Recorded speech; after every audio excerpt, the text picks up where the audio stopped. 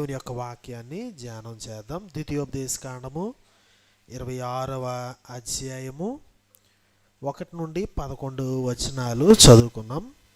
Bible గ్రంథాన్ని అందరూ తెరవాలని మనవి చేస్తున్నాం. ఈ కృతజ్ఞతార్పణల పండుగను గురించి ఉదయకాల సమయంలో నేను తెలియజేసినటువంటి విషయాల్లో ఒకటేంటంటే, ఈ కృతజ్ఞతార్పణల పండుగలో మనము దేవుని యొక్క కృపను ధ్యానిస్తూ సంతోషించాలి. ఎట్లాగ దేవుని కృపను చూడాలి అంటే, మొట్టమొదటిగా దేవుడు మనకి ఇచ్చినటువంటి పని, ఆ ప్లాట్ఫామ్ ఏది ఉందో, అదేవిధంగా అందులో మనం పని చేయడానికి దేవుడిచ్చినటువంటి ఆరోగ్య బలాలు, ప్రయాణ క్షేమాలు, ఆ పంటను బట్టి, వీటన్నిటిని బట్టి సంతోషించాలి అని. కృతజ్ఞతార్పణల పండుగలో దేవుడు జ్ఞాపకం చేసుకోమన్నది, కృపను అర్థం చేసుకోమన్నది, కృతజ్ఞత చెల్లించమన్నది రెండవ విషయము ఈ సమయంలో క్లుప్తంగా మనము చూద్దాం. చూడండి, 26వ అధ్యాయము 5వ వచనం నుండి చదువుతున్నాను. ఈ గంపను తీసుకుని వచ్చినటువంటి ఎత్తి చేతిలో నుండి యాజకుడు తీసుకుని బలిపీఠం దగ్గర పెట్టినప్పుడు, ఆ తీసుకుని వచ్చినటువంటి కుటుంబస్తులు చెప్పాల్సినటువంటి మాట, దీన్ని లిటర్జీ అంటాను. అంటే ఆరాధించినప్పుడు ఈ యాజకునితో వచ్చినటువంటి వారు చెప్పాల్సినటువంటి మాటలు. సో చూడండి, నీవు ఏం చెప్పాలి? నా తండ్రి నశించుచున్న అరామీ దేశస్థుడు, అతడు ఐగుప్తునకు వెళ్ళెను, కొద్ది మందితో అక్కడికి పోయి పరవాసి అయి గొప్పదియు బలమైనదియు విస్తారమైనదియునగు జనమాయన్. ఐగుప్తీయులు మనలను హింసపెట్టి మనలను బాధపరిచి మన మీద కఠిన దాస్యము మోపగా, మనము మన పితరుల దేవుడైన యెహోవాకు మొర్రపెట్టినప్పుడు యెహోవా మన మొర్రను విని మన బాధను ప్రయాసమును మనకు కలిగిన హింసను చూచెను. అప్పుడు యెహోవా బాహుబలం వలనను చాపిన చేతి వలనను మహాభయము వలన సూచక్రియల వలన మహత్కార్యముల వలనను ఐగుప్తులో నుండి మనలను రప్పించి ఈ స్థలమునకు మనలను చేర్చి పాలు తేనెలు ప్రవహించు దేశమై ఉన్న ఈ దేశమును మనకిచ్చెను. కాబట్టి యెహోవా నీవే నాకిచ్చిన అంటాడు. ఇక్కడ వరకు నాకిచ్చిన అనేటువంటి ఈ 10వ వచనం వచ్చే వరకు, 5వ వచనం నుండి 9వ వచనం వరకు ఏమంటాడంటే, నా తండ్రి నశించుచున్న అరామీ దేశస్థుడు అని మొదలుపెట్టి మనము, మనలను, మనకు, మనది ఇట్లా మాట్లాడుకుంటూ వస్తాడు. ఈ సమాజంలో నేను ఒక భాగంగా ఉన్నానని చెబుతూ చెప్పేటువంటి మాటలు, పితరులు పడినటువంటి బాధ, పితరులకు చెందినటువంటి వాగ్దానములు, పితరులకు సంబంధించిన సమస్తములో నేను ఇంక్లూడ్ అయ్యి ఉన్నాను అని చెప్పడం. అంటే ఇక్కడ అంటాడు అంటే, మనలను యెహోవా మన మొర్రను విని మన బాధను ప్రయాసమును మనకు కలిగిన హింసను చూశాను. వీళ్ళెప్పుడు హింసించబడ్డారు, వీళ్ళెప్పుడు బాధపడ్డారు, వీళ్ళెప్పుడు ప్రయాసపడ్డారు? వీళ్ళు ఇప్పుడు కలెక్టర్లుగా పెద్ద పెద్ద ఉద్యోగాలు చేసుకునేటువంటి వారు కూడా ఈ మాటలు చెప్పాలి. వీళ్ళు ఎప్పుడు ఐగుప్తులో ఉన్నారు? ఎప్పుడు లేరు. వీళ్ళు ఎప్పుడు కన్నీరు గార్చారు? వాళ్ళు ఇటుకలు తయారు చేస్తా ఫరో గారి యొక్క ఆ నిరంకుశత్వాన్ని భరిస్తూ ఎంతో వేదన చెందారు. వీళ్ళు 100 సంవత్సరాలు 1000 సంవత్సరాల తర్వాత వచ్చిన వీళ్ళు అంటూ ఉన్నారు, మన బాధను, మన మీద కఠిన దాస్యము మోపగా మన పితరుల దేవుడు దాన్ని ఆలకించి మనల్ని విడిపించాడు. అంటే కృతజ్ఞతార్పణలలో పితరులను జ్ఞాపకం చేసుకోవడం ద్వారా మనము పితరులతో పాటు ఆ బాధలో ఉన్నాం, ఆ హింసలో ఉన్నాం, మనం దానికి వేరుగా లేము అనే దాన్ని మనం ఎస్టాబ్లిష్ చేసినప్పుడు పితరుల యొక్క స్వాస్యాన్ని, పితరులకు వాగ్దానం చేయబడినటువంటి స్వాస్యాన్ని అనుభవించడానికి మనం అర్హులు అవుతాం. అమ్మ బాబు అక్కర్లేదు, కానీ వాళ్ళు ఇచ్చిన భూమి బంగారం మాత్రం మనకు కావాలంటే ఎలా కుదురుతుంది చెప్పండి? సో ఇదనమాట ఇక్కడ క్లుప్తంగా ఇక్కడ చెప్పేది ఏంటంటే, నువ్వు ఇప్పుడు అనుభవించేటువంటి భూమి యాక్చువల్గా నీ పితరులకి నేను వాగ్దానం చేసింది. వాళ్ళకి ఎందుకు వాగ్దానం చేశాను? వాళ్ళు శ్రమపడ్డారు, బాధపడ్డారు, హింసించబడ్డారు, కఠిన దాస్యాన్ని వాళ్ళు అనుభవించారు. నీవు ఈ రోజున దేవుడు ఇంత దనుక తీసుకొచ్చాడంటే ఏమనుకుంటున్నావు? మీ పితరులు పడినటువంటి బాధ. సో కాబట్టి ఈ మధ్యాహ్న కాల సమయంలో మనం జ్ఞాపకం చేసుకోవాల్సింది ఏంటంటే మన పితరులు ఎవరు, మనం ఎవరు అనేది, మన పితరులు ఎవరు అనే దాన్ని బట్టి మనకి ఇక్కడ అర్థమవుతుంది. మన చరిత్ర ఏదో అది మనం. దేవుని మహాకృప ఇందులో కనిపిస్తుంది. మన యొక్క తల్లిదండ్రులు, వాళ్ళ తల్లిదండ్రులు, వాళ్ళ తల్లిదండ్రులు, వీళ్ళందరి ద్వారా దేవుడు మనల్ని ఇంత దనుక తీసుకుని వచ్చాడు. మన అందచందాలు, మనం కర్రీగా ఉన్నా, తెల్లగా ఉన్నా, పొట్టిగా ఉన్నా, ఇవన్నీ ఎక్కడి నుంచి వచ్చాయి అనుకుంటున్నారు? మన యొక్క తల్లిదండ్రుల నుంచి వచ్చాయి. తల్లిదండ్రుల మీద కేకలేసి అద్దం ముందు గంటల తరబడి నుంచోవడం చాలా గొప్ప విషయం. ఎందుకంటే నువ్వు చూసుకుని మురిసిపోయేటువంటి నీ అందచందాలు ఎక్కడి నుంచి వచ్చాయంటే పేరెంట్స్ నుంచి.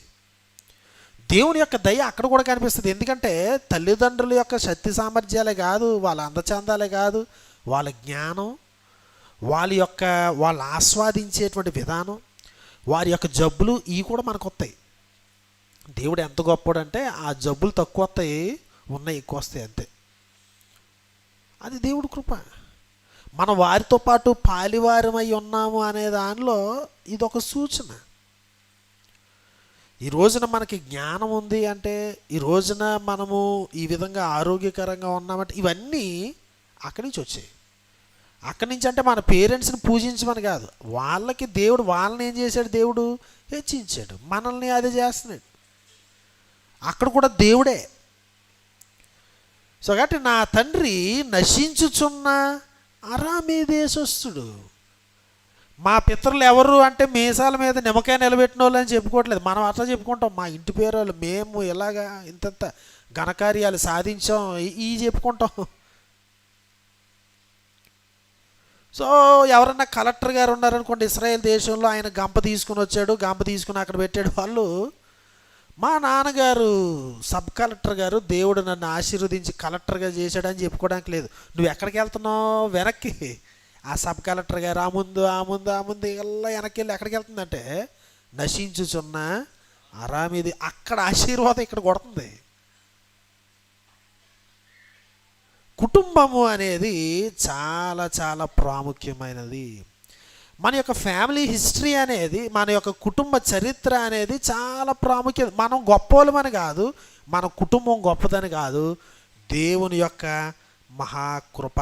ద్వితీయోపదేశకాండం 8వ అధ్యాయము 17వ వచనం నుంచి చదువుతున్నాను. అయితే మీరు మా సామర్థ్యము, మా బాహుబలము, ఎంత భాగ్యము మాకు కలుగజేసినని అనుకుందరేమో, కాగా నీ దేవుడైన యెహోవాను జ్ఞాపకం చేసుకున్నాను.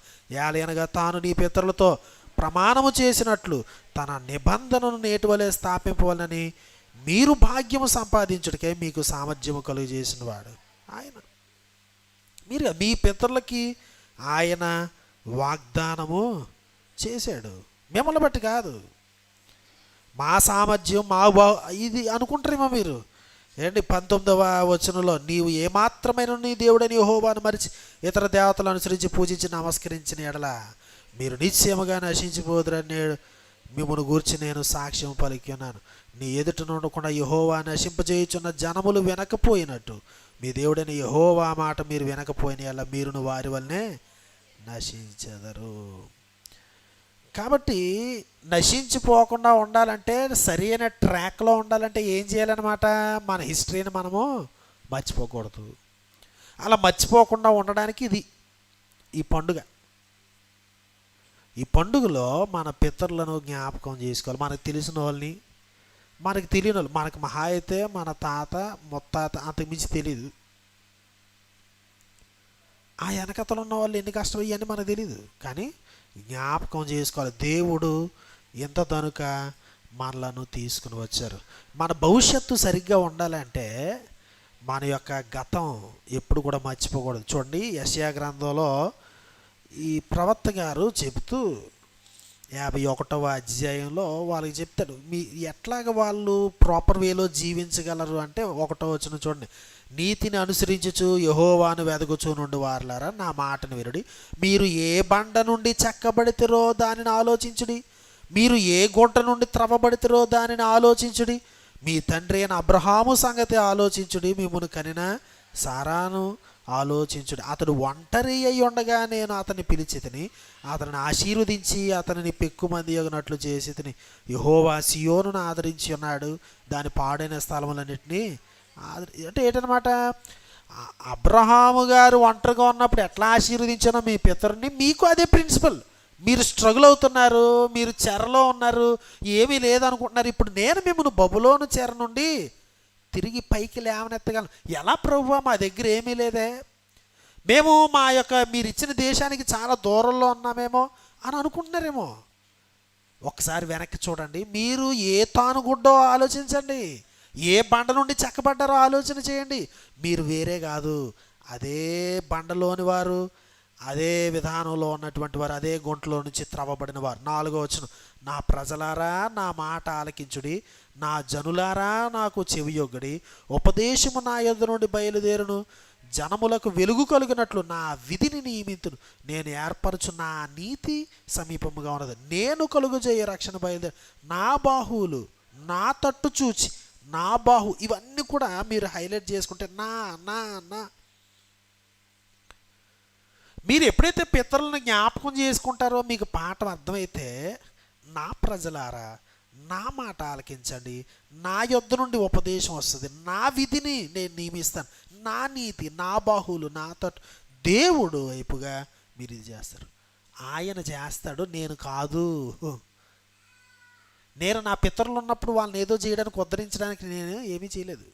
నా తర్వాత 2-3 జనరేషన్స్ తర్వాత కూడా నేను ఉండను. వాళ్ళని ఎవరు చూస్తారు, ఆయనే చూస్తాడు. దావీదు యొక్క పిల్లలు ప్రార్థన చేశారు, ఏమన్నారండి, యెహోవా దావీదును జ్ఞాపకం చేసుకో అని ప్రార్థన చేశారు. దావీదు దేవుని దగ్గరే ఉన్నాడు, దావీదును జ్ఞాపకం చేసుకోవడం ఏంటి? ఆ తర్వాత తరాలు ఆశీర్వదించబడాలి అంటే. నా ప్రియ సహోదరి సహోదరులరా, దేవుడి దినాన్ని మనతో మాట్లాడుతున్నాడు. దేవుడు మనకు అనుగ్రహించినటువంటి తల్లిదండ్రులు, మన యొక్క తాతలు, ఆ ముందు వారు, వీళ్ళందరూ కూడా మనం ఎవరి యొక్క కడుపులో నుంచి వచ్చామో, ఎవరి ద్వారా దేవుడు మనని ఈ లోకంలోనికి తీసుకుని వచ్చాడో ఆ చరిత్ర మనకి మ్యాటర్. అది మనకు అవసరం. అది మనం ప్రక్కన పెడితే కృప అనేది మనం అర్థం చేసుకోలేం. అది ప్రక్కన పెడితే కృతజ్ఞత అనేది పొంగిపోరలేదు. అది ప్రక్కన పెడితే ఇంకేమీ ఉండదు. దేవుడు చెప్తాడు, మనం ఎట్లాంటి, ఇప్పుడు ఎవరన్నా మీ ఇంట్లో మీ అమ్మ మీద నాన్న మీద కోపగించి మాట్లాడడం మానేశారు, వాళ్ళని చూడట్లేదు వృద్ధాప్యంలో, లేకపోతే ఇంకోటి ఏదో అయ్యింది, మీరు ఇక్కడ కూర్చున్నారు అనుకోండి, ఇప్పుడు కృతజ్ఞత అర్పణ అర్పించాలి. ఎట్లా అర్పించాలి?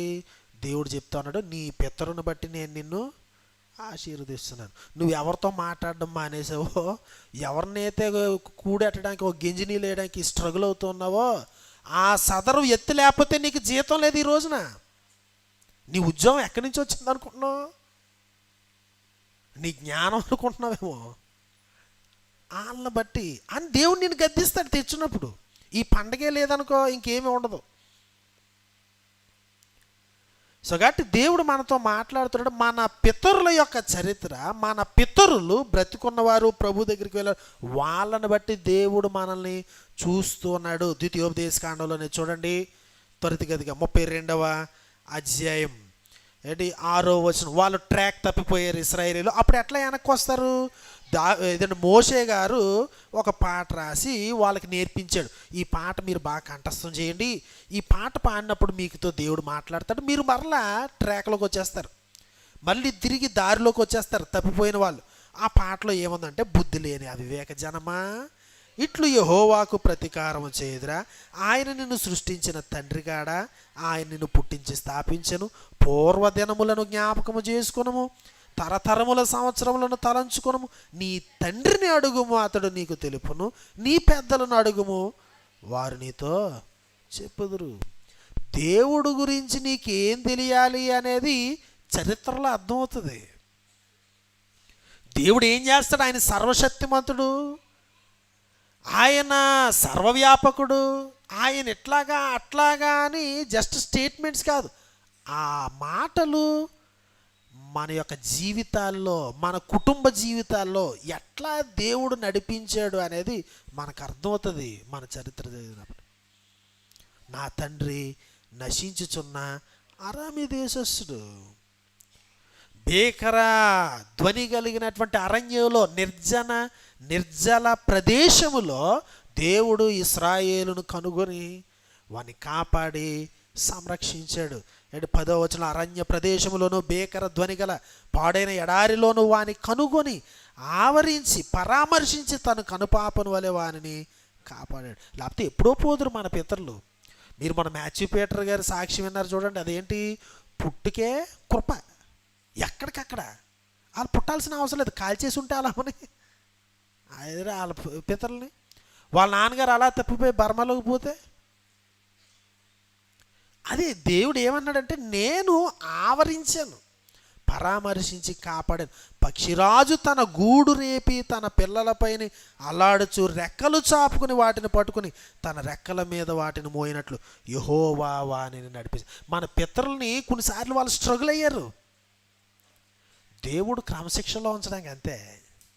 ఈరోజు నువ్వు దేవుణ్ణి ఎరగడానికి, ఒకవేళ వాళ్ళు దేవుణ్ణి ఎరగకుండా ఉండొచ్చు, కానీ వాళ్ళు నిన్ను కనేటువంటి విధానం, ఇవన్నీ కూడా ఈ లైన్ని ఆయన సిద్ధపరిచాడు అనే విషయాన్ని మర్చిపోకూడదు. ఫ్యామిలీ స్కెల్టన్స్ ఉంటాయి, యేసుక్రీస్తు వంశావళిలో కూడా ఉన్నాయి, అపజయాలు ఉంటాయి, ఇబ్బందులు ఉంటాయి, కానీ దేవుడు ఏ విధంగా కాపాడాడు అనేది. పక్షిరాజు ఏం చేస్తుంది? అమ్మ పక్షిరాజు, నాన్న పక్షిరాజు పైకి తీసుకెళ్ళి ఆ పర్వతం పైనుంచి పైకి తీసుకెళ్ళి వదిలేస్తాయి. ఇవి కింద పడిపోతూ అప్పటి వరకు గూట్లో వాళ్ళ అమ్మ నాన్న పెట్టిన తిండి తింటా చక్కగా అట్టా ఉన్నాయి, రెక్కలు ఆడించట్లేదు. ఇప్పుడు రెక్కలు ఆడించాలి. ఏమో పడిపోతున్నావు, నాన్న అరుస్తూ ఉంటారు. ఏం చేస్తారు? ఇలా కింద పడి కిందకు వచ్చే వరకు ఏమీ చేయదాడు.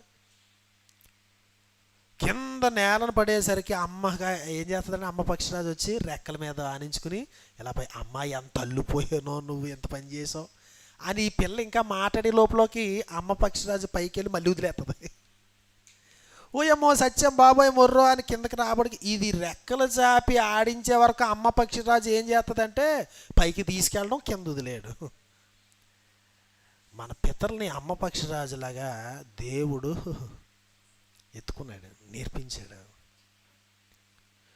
ఆయన మహాప్రణాళికను బట్టి ఈ రోజున బైబిల్ గ్రంథాన్ని పట్టుకుని, మన పితరులకి లేవండి ఈ బైబిల్ గ్రంథం లేదు, దేవుడి మాటలు లేవు వాళ్ళ చేతిలో.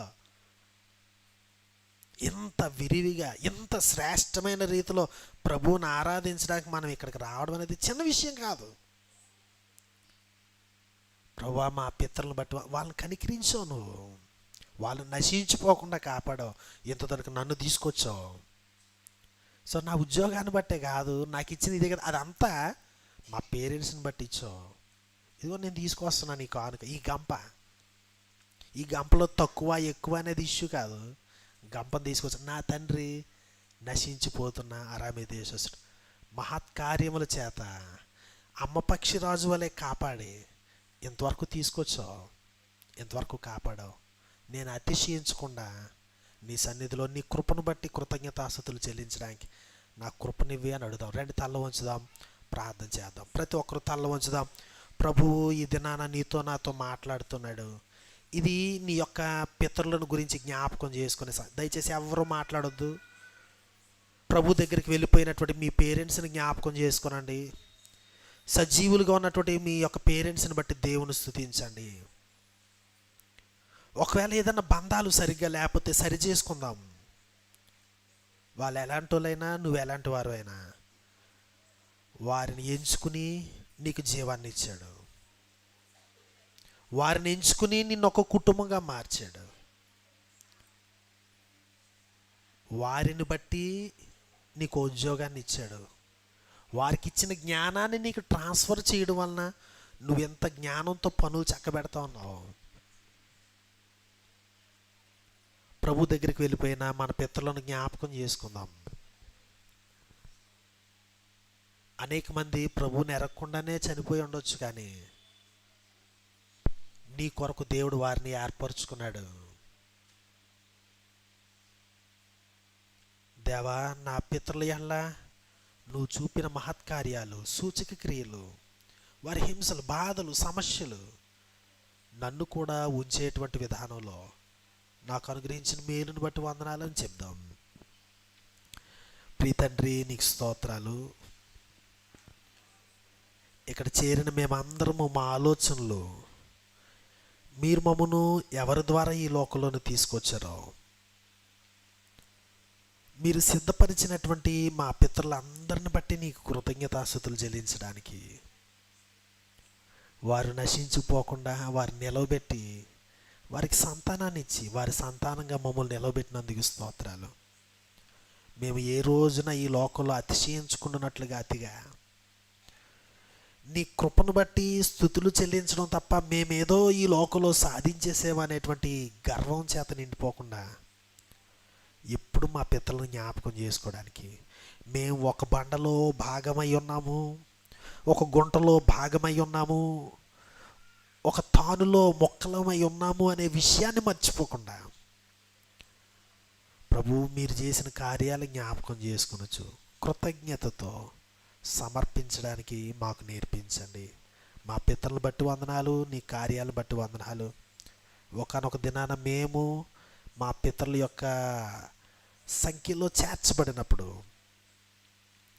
మా తర్వాత తరాలకు ఆశీర్వాదకరంగా ఉండేటువంటి బ్రతుకు మాకు అనుగ్రహించండి.